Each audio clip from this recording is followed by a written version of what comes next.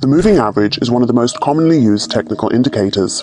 If you've spent even a little time looking at price charts, you will have noticed that most often the price of an instrument will move up and down. In fast-moving markets, you may find that the price may be surging up only to plummet moments later before surging up again, increasing the potential for false signals. The moving average can help filter out the noise from random price movements and smooth it out in order to see the average value. Moving averages are used to identify trends and confirm reversals. When the price is above the moving average line, we consider the instrument to be in an uptrend. Conversely, if the price is below the moving average line, we consider it to be in a downtrend. The breaking of the moving average line usually implies a trend reversal. Moving averages are also used to identify areas of support and resistance. Many traders will consider the moving average line as a support and resistance level indicator and base trades on it. So traders will check to see whether the price is going towards the moving average and see whether it will bounce back from it or break it, as with regular support and resistance level. Oftentimes, the price of an instrument will find support at the moving average line when the trend is up, and will find resistance at the moving average line when the trend is down. So moving averages will tell you whether an instrument is trending up, down, or if it's ranging. It can tell you if a trend is still in motion and whether it is reversing or losing momentum. Have in mind that a moving average is based on past prices and is known as a lagging indicator. Therefore, it will not warn you in advance, but it will confirm when a trend change has taken place. At the most basic level, when the price crosses up and over the moving average, traders take this as a signal to buy. When it crosses down under the moving average line, they consider it a signal to sell. Let's take a look at the types of moving averages. There are three main types: simple, weighted, and exponential. We will discuss the simple moving average, or SMA, first and show you how it's calculated so that you can adjust it according to the given market circumstance.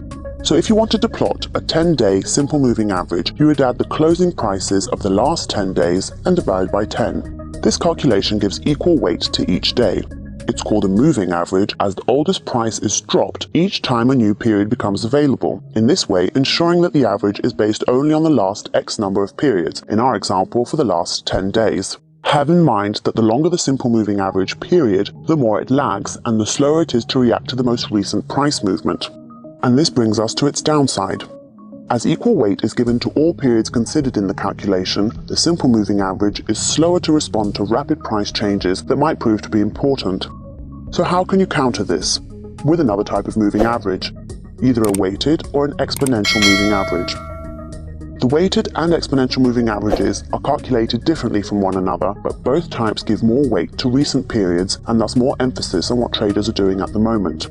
So as a result, weighted and exponential moving averages respond faster to price action by distributing more weight to recent periods and less to older periods. They reflect a quicker shift in sentiment, which can be due to changes in supply and demand or important news events that impact the traded instrument.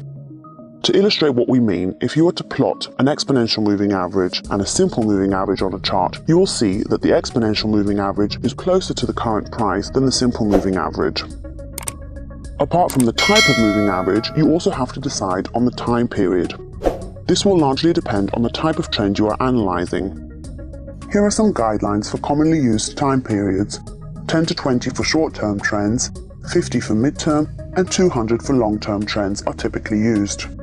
When and how should you use moving averages? Deciding which moving average to use and the time period will depend largely on your objective. Use exponential moving averages for shorter time frames, or if you're analyzing a fast-moving market, as you'd have more emphasis on the latest prices. Use simple moving averages if you are planning on holding a position for a longer period of time, as the exponential moving average might be too sensitive and give false signals.